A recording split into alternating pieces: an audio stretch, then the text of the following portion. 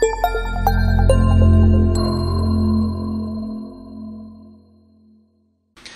it's Mike Hambright with FlipNerd.com, and welcome back for another exciting VIP interview where I interview successful real estate investing experts and entrepreneurs in our industry to help you learn and grow. Today, I'm joined by Kevin Tacher. He's known as the Title King. He's the founder and CEO of Independence Title in Fort Lauderdale, Florida. And Kevin is also a speaker and a best-selling author. Kevin's an expert in title policies and insurance, and most investors, me included, have paid a lot of money for title insurance. But you might not actually know what you're getting or where the pitfalls are. I just did some rough calculations in my head that I've probably paid somewhere well over $500,000 in title policies, and mostly without knowing what I'm actually really getting. I could probably say that for every part of insurance in my life. And I think a lot of real estate investors are in the same boat. We just buy title insurance because it's a necessary evil and we know we need to get it. But today, Kevin is going to tell us how to better understand what it is you're actually getting and some common oversights with title insurance. Before we get started, though, let's take a moment to recognize our featured sponsors. RealtyMogul.com is an online marketplace for real estate investing, connecting borrowers and capital from accredited and institutional investors. Get a rehab loan fast and close in as little as 10 days. Rates start as low as 9%. We'd also like to thank National Real Estate Insurance Group, the nation's leading provider of insurance to the residential real estate investor market. From individual properties to large-scale investors, National Real Estate Insurance Group is ready to serve you. Please note, the views and opinions expressed by the individuals in this program do not necessarily reflect those of FlipNerd.com or any of its partners, advertisers, or affiliates. Please consult professionals before making any investment or tax decisions, as real estate investing can be risky. Hey, Kevin, welcome to the show. Thanks, Mike. Thanks for having us. We're happy to be here. Yeah. It's an exciting topic, and we were talking about beforehand. I had another guest on recently where we started talking about title research, and it actually, we got a lot of people that were interested and fascinated by some things. I know you're going to kind of build upon that today, but it's an interesting thing. It's one of those things that it's on the HUD. I got to pay it. It is what it is. I've never bought a house. I would never advise anybody to buy a house without title insurance. But it's just one of those things that I never really think about what it is. And when my title company says, here's your title research, I just hit delete. I'm like, well, is there something I need to know? And usually I just hit delete unless they tell me there's something wrong. So I think a lot of people are probably in that boat, and that probably is scary for you to hear that. But I'm sure that's common. Yeah, I mean, that's part of how we built our business. You know, it's trust. You trust the person you're doing business with, the same as when you hire a real estate agent. You trust they're going to represent you properly, or a mortgage lender. You trust that they're going to give you the best possible loan. Yep. A lot of times you don't ask the necessary questions because you don't really understand it. You trust them that they're going to do the right thing, and you need to know what to look out for. Yeah.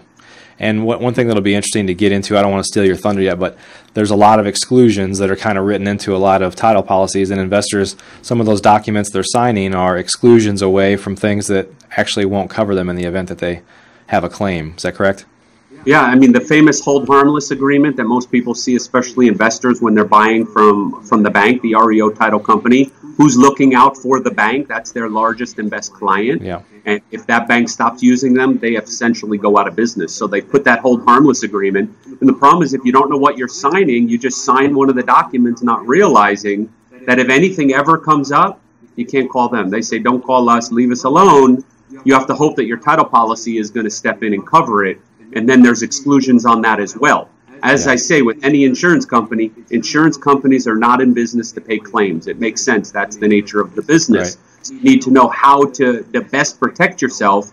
So this way, if there is a claim, it's probably something major that will be covered. Yeah. Well, before we get too deep into this today, why don't you tell us your background? You've got a really unique and interesting story, and I'd like to hear more about it. Awesome. Well, I was a firefighter. Right out of high school, I became a firefighter up in New York. Not in the city, outside the city on Long Island. And I did that for about 6 years. I went all the way up the ranks to a captain. And what I liked the most was taking care of people, serving others more than I served myself. So when I moved down to Florida, I had an opportunity right after, just before September 11th, August 20th, just before September 11th, I moved to Florida. And I had an opportunity to get into a totally different industry, which was mortgages, real estate, title insurance. And I didn't know much about it, but I said, you know what, let me get a fresh start. move down here and see what we can do. So we got into the business. I started doing mortgages for a while. I owned a real estate brokerage, and eventually I was doing everything. So I did the mortgage, I did the closing, I sold the client the house. I kind of took care of every aspect for them because I felt so proud of my relationship with them that I was looking out for their best interest. Yeah. Now fast forward into the title insurance business. That's what priority was title insurance since 2003. It's the only thing I've done.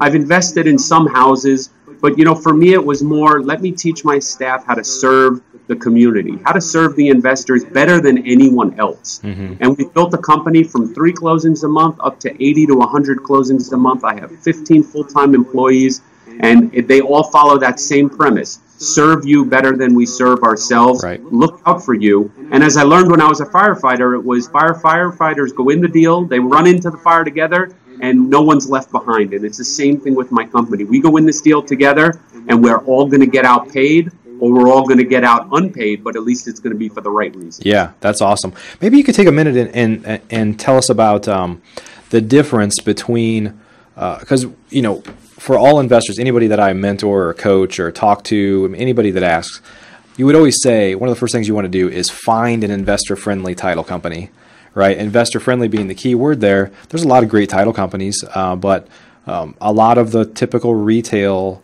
title companies, they tend to think, you're doing assignments are illegal, or, they just don't really understand the investor side. And so it's a very different animal. You want to find somebody that works with investors, that has experience. Maybe you could take a minute to talk about like why you chose to work with investors versus retail clients who are typically probably able to charge more for their services and probably have less drama because it's usually clean buyer and clean seller instead of somebody's living in a van somewhere down by the river that needs to get some documents signed and some of the typical stuff that happens with investors. Maybe talk like why you chose that path versus working with traditional retail. It's a funny story. It actually found me. The retail is always bread and butter for the title company. The buy, sell, big cash deals, $1 million transactions. It's always easier, safer for title companies. But for me, it actually found me. You had a guest on about 3 months ago, Lex Levenrad. He was, when he first got into the business, bird dogging, I was actually doing closings for his mentor. So the investor deals kind of found me. When Lex got his first house under contract, he didn't know what to do. He said, you know what? I have Kevin's card in my pocket. I'm going to call him and bring my deposit. And that's kind of how I got into it. There was another investor, David DeWeck, who runs one of the Boca Real Estate Club here in North Florida here, just a little north of us. And he said, listen, if you can learn how to do double closings, you will do very well with me. So I knew nothing about it. So I learned about it. And part of being an investor-friendly title company is your fees have to be low. You have to protect their interest because these are investors that are going to be turning around and flipping these deals. So they need to make sure title is clean so they don't have problems in 30 days, sometimes the same day when they're looking to sell these properties. Right. So, we were able to take that business model. We have more volume, so we do a lot more of the deals. But it's understanding how the investor world works. Understand how, with transactional funding on a flip, most people can't understand how someone would put up money without getting a mortgage signed, without getting a note signed. And it's very simple. It's trust. You have to understand the deal. They have to know who you're working with. I have funders that will only use my company if we're doing the closing because they know their money's well protected. They're not going to wind up getting a call saying, by the way, you just bought a house because the end buyer's money never came in. We make sure those steps are done. We make sure that the deal is signed, sealed, and delivered before anyone's money is at risk. So it goes back to the firefighter days is we're going in together and we're leaving together. So the investor market is all about relationships and it's a very good market to be in because you have all of these students who are starting to learn more about this business, and now's the time to learn. They're making so much money in the investor world now. There's so many deals out there. Now's the time to get into the business and find someone that'll protect. Sure. And I got to imagine from a satisfaction standpoint, I know that this is probably how you operate. This is how I am. I like to build relationships. You just talked about relationships. I like to build relationships with people that we build over time. We work together over and over again. And I guess as a traditional title company, you're probably never dealing with the same client more than once. I mean, Client, correct. The client's the buyer and the seller, essentially. Those are our true clients. Right. But the relationship is built with the investors. So a lot of us with the investors, we do have the repeat ones that are doing 15 or 20 deals a month. We have the students that come to us in one hand holding. But essentially, you're right. If it's a traditional buy-sell deal, you're probably never going to see them again unless they refinance and come back to you. Right. Very rarely do you see those repeat clients. So with the investor world, it's totally different. It's all repeat. Sure. Yep. Awesome. Well, let's kind of jump into the topic of the day. So maybe you could talk about, just at a high level, maybe just take it from the top. Like what is a title policy? Why people should or shouldn't get them, and maybe just kind of go into what some of the pitfalls are, what they typically don't cover that may surprise people, and what to look for in terms of exclusions and things like that. Absolutely. So you had the guest on that you spoke about earlier. That was a title examiner, which is so important in this business. If you're buying bank-owned properties before you put those offers out, you're buying auction properties, you need someone to do the investigative research of the property. That's what they do. We do that as well through our underwriter, but ours is tied to the issuance of a title insurance policy. So that's the research that's done ahead of time. Right. So if you just want the research, you go to an examiner, an investigator like that company. When it comes time to do the closing, you're buying an actual title insurance policy. And one of the things I tell people is, you're buying this policy, you're spending all this money, but what's covered and what's not covered. Right. So to give you a brief overview of title insurance, it's a title insurance policy. It's an insurance policy, just like any other. Car insurance, health insurance, any type of insurance policy, it's the same thing. We're insuring risk. The difference, though, is that with title insurance, we're protecting backwards. So we're searching the history of the property all the way back to make sure there's nothing that is there that would cause you as the buyer a claim to your property. Right. We don't care too much about the house. We care more about the land, the use to use the land. So we can see our risk, which is why you only buy it one time. You buy it when you close, and you don't have to pay for it every year as opposed to the other types of insurance. Right. But it's still risk-based, so you have to know what is the possible risk and what's covered. The problem with the title insurance policy is there's a lot of items that are listed as exclusions, which are on typically Schedule B number 2. And it says a lot of stuff you wouldn't understand, which are land use rights, easements, things like that. But the major things are permitting issues, which are not covered in title insurance, municipal issues, which are code enforcement violations, not necessarily code enforcement liens, outstanding utility bills that haven't been converted to an actual lien. You see, the lien is covered by title insurance, but when it's just a violation, it's not covered. Okay. So the problem is, unless you know what to search for, these items are not covered. So give an example. Talk about, you just mentioned a permitting violation. So give an example of what that is, how it may not get caught when you buy it because you didn't know what it was. When you go to sell it, that title company or their underwriter is a little more thorough and says, well, this isn't clear. And, what's the kind of aha there that could give an example of something that could kind of bite you? Title companies by nature used to order lien searches all of the time. But what they usually do not order is the extra search for permitting, because permit's not covered in title insurance. The bank's title company, which is representing their largest and best client, sometimes they don't even order a lien search, period. They make you close without a lien search because it's not covered in title insurance. You have to order it on your own. So a perfect example of an investor is buying a property and there's an expired permit. Let's say there's an expired roof permit for someone that took a permit out for a roof, did it, and either didn't get it finalized or started the process and stopped the process. It's now an expired permit. The problem is when that investor buys that house and throws a coat of paint on it, they fix the landscaping, they put it back on the market and sell it to that FHA buyer, that first-time home buyer. I guarantee you that title company is going to pull a permit search for their FHA buyer. So when that expired permit comes up, it's going to say a roof permit. Now guess what the investor has to do? They have to spend the money either getting the permit opened and closed, worse, opened an engineer's letter and then closed. Right.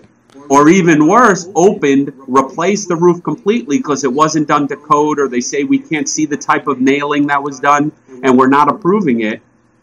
And even worse, lose the deal. lose their buyer. Right. So, there are things that are not covered. Permitting is one of them. Code enforcement is another. One of the big things we're seeing here in South Florida are utility bills.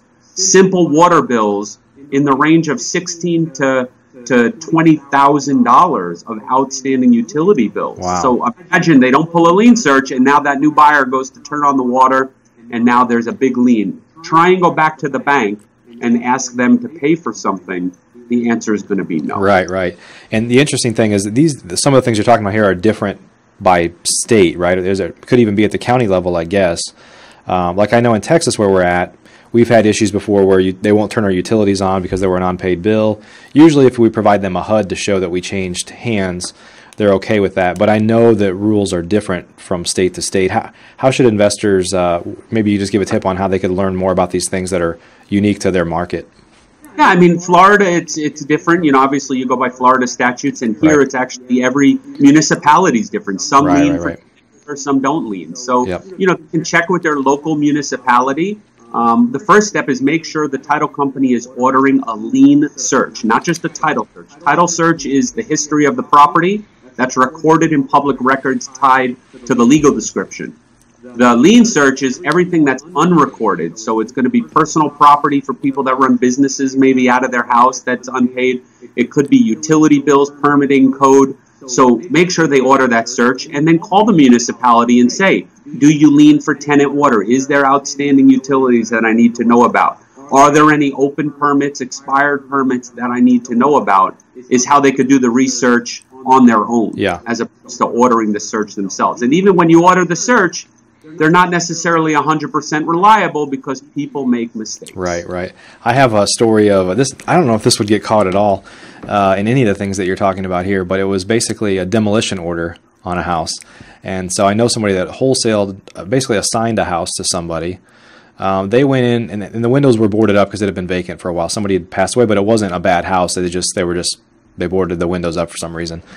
The guy went in, left the boards on the windows. He's like, I'll just take those off at the end. Rehabbed the house, but it still on the outside pretty much looked like it had for some time. And apparently, even at the time he bought the house, there was a demolition order on the house, and nobody knew it. Title never caught it. And then the guy went out there one day, and the house was gone. They literally bulldozed the house. And so the title company just said, look, we don't do searches on demolition orders like in county records and things like that. So there's some things that a lot of investors probably think would naturally get caught in a title search that don't necessarily happen.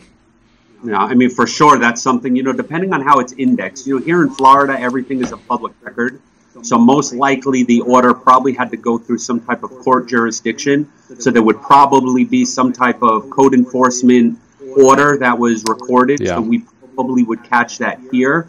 But in a lot of states where things are not a public record, it may not be found. Yeah. It's something that definitely may not be found. And again, there's a perfect example how the title company will probably say, well, we didn't know about it. We wouldn't have known about it. We're not paying it. Right. So now what does the investor do? The investor's stuck. We've paid back taxes on property, of no mistake of our own, just because of the relationship with the client. So the answer is, what do? Do you pay it, or do you let the house go into tax deed sale and you have an angry client? Right. So it's this thing. You need to know each municipality, which is why most investors work in their own niche market, because they understand how to deal with the county and those people, the code enforcement people in their own little area. They get comfortable with them. They know them on a first name basis, so they understand, the ins and outs. Right. So would you say that you've been in the business for a while, would you say that this is a natural occurrence that over time title companies, not calling out specific title companies like you, but just for one reason or another, the number of exclusions that exist have gone up. Therefore, they're able to make less or more money because there are less opportunity for claims. Is that kind of a phenomenon that's kind of happened over time? Well, I mean, the exclusions, yes, you are seeing more and more exclusions as far as permitting and code stuff. Mm-hmm. The scarier part are the actual requirements. So we just did a closing with an investor that got stuck holding a property for 30 days. So we both pulled title searches from the same underwriter, and the title looked totally different. Our commitment was totally different. We had about 5 or 6 items on there to be cleared that they didn't have. So the answer is, why is theirs different than ours if it's the same national underwriter? Right. The difference is when it came in from the underwriter, they look at it, they say, you know what, that's not a big risk. We're going to insure over those items. Where a company like myself is going to say, absolutely not. I'm not insuring over those. Those could become issues. Yeah. So there's the big difference, which is scarier than the exclusions to the policy, that they're just removing things like re-foreclosure orders, where we say we call for a re-foreclosure and they say no, because they just want to pass the property off the books. So now when we pull our backup search, we call for a re-foreclosure and they say, oh, we must have missed it. Where if you were only buying and not doing a double closing, you're just buying from them, you would have now bought that re-foreclosure. When you go to resell, imagine having to now pay to re-foreclose out an old owner when you're supposed to be the owner and you're ready to sell it to an FHA buyer in 45 days for a huge profit. Right, right. So maybe talk about some common exclusions that are in there in a typical title policy that investors may run into issues with, that they thought they were covered but they're not. Absolutely. Well, in Florida, we have your standard exclusions, which are mechanics liens, which are city stuff, so it would be municipal stuff, which are, permit code, water, things like that, survey exceptions. So we see so many times that you get a buyer who ordered a survey, the seller signed the affidavit stating that there's nobody else in possession, there's no leases on the property, there's no mechanics liens as far as contractors do. But for some reason, the title company doesn't remove it from the policy. So when these issues become a problem, they say, well, it's not covered by your policy. So where do you go now? Let's go back to the owner. So now you go back to the owner who you can't even find. They were probably in short sale, foreclosure. Usually investors are buying distressed houses. So good luck trying to find the seller or get the bank to agree that they made a mistake. Right. So, those are your standard exceptions. Some of the larger things we're seeing are old code enforcement issues, easements that were expired years ago, restrictions of land use that were expired years ago, that they don't do the proper research, which is where, like that company you had on, a couple of weeks ago, they do the research. They're an investigator, investigate the history of title, which is similar to what we do, but we have to take it one step further to say, what is a standard exception and what can we remove? Right. Because if as a title company, they don't remove the standard municipal exception and there's a code enforcement issue that comes up, the title policy won't cover it. So that means the national underwriter won't cover it. Do you think the local title company is going to have the funds available to defend that for you? Probably not. Right, right. So one of the things you said just a minute ago was mechanics liens. So you're saying that that's something that I would have assumed is easily covered by a title policy, but you're saying that's typically an exemption where a vendor has some sort of lien against a property and it's not covered by the title policy. Is that right? It's a standard exception. Wow. It has to be removed. So on a title commitment here, and a lot of the forms are the same throughout the country, but our forms, there's 5 standard exceptions, and that's one of them. Wow. One of the standard exceptions are mechanics liens for vendors and people that are due money. So if you don't remove the standard exception and someone comes back, they're going to say, well, it's an exception to the policy. And they're probably going to try and pass the blame. Now, you could push the envelope a little bit and try and get them to cover it. But the reality is if the title company doesn't remove the standard exceptions, now you're messed up. So make sure that they're removed. When we're doing double closings, we make sure the front side removes them and we remove them on the back side. But many of them don't, and especially the banks. The REO companies are not even signing those affidavits. And then you sign that hold harmless that says you're assuming all risk in buying this property. Yeah, yeah. I wanted to just something just kind of hit my mind that I think would be interesting for the other people to know, me included. I'm excited to hear you talk about this. So a lot of investors will typically, if they have a contract to buy a house and the seller backs out or somebody tries to go around you or something, they'll typically do what we typically refer to as clouding the title. So you just kind of record the contract or some sort of affidavit of fact in the county records to say, I effectively have a claim on this house to purchase it. And and I know states are different in terms of homestead exemptions and stuff, whether that will actually fly. But maybe take a minute to talk about what that is and how that really works, because I think a lot of investors throw that around. Well, I'm just going to cloud the title and it'll come back to me in a few months or a year. But maybe the theory is that it's effectively like a lien that no title company will insure, so it'll come back to you. But maybe talk about that for a second. Yeah, I mean, what you're talking about as an investor, they get a property under contract. They want to protect their interest. They have a valid contract, but the contract isn't recorded anywhere. Or you have some sellers that are just getting cold feet, and they decide they don't want to sell for whatever reason. So the investor will basically take a memorandum of contract, and they take it down to the courthouse. We've actually worked with many investors. What they do is they get the memorandum, they send a courier to the courthouse to record it, get 3 certified copies, and they serve the title company, they serve the realtor, they serve the seller. I think it's more of a scare tactic. I think it's more of a scare tactic to make sure they're aware that they're selling to you and only you, and if they don't, they're going to have to pay.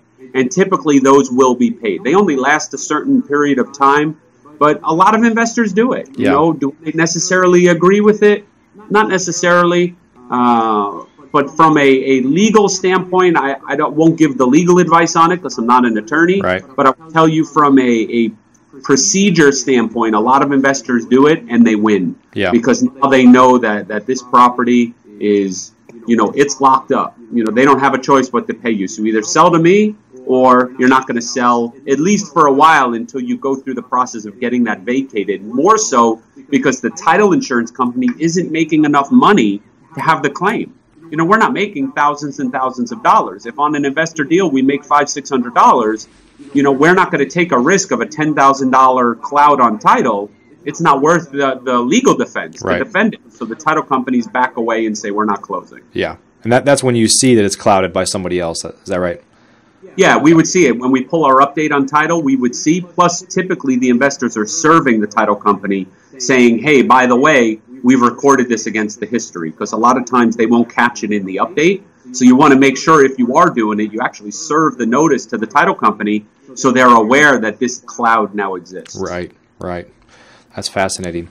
Well, Kevin, we've got just a few more minutes here. Maybe you could take a few minutes and talk about some kind of obvious things that investors should start looking for, paying attention now that you've got their attention a little bit here. What are some things they should look for that are kind of some kind of typical holes in the boat, if you will, that going forward they should pay a little more attention to? Absolutely. First one is the settlement statement. Very easy. You have the settlement statements all over. Look at your fees. Make sure the fees are not ridiculous. If they are, go to the title company and say, these aren't reasonable and customary. We need to reduce them a little bit. So tip number one to save some money.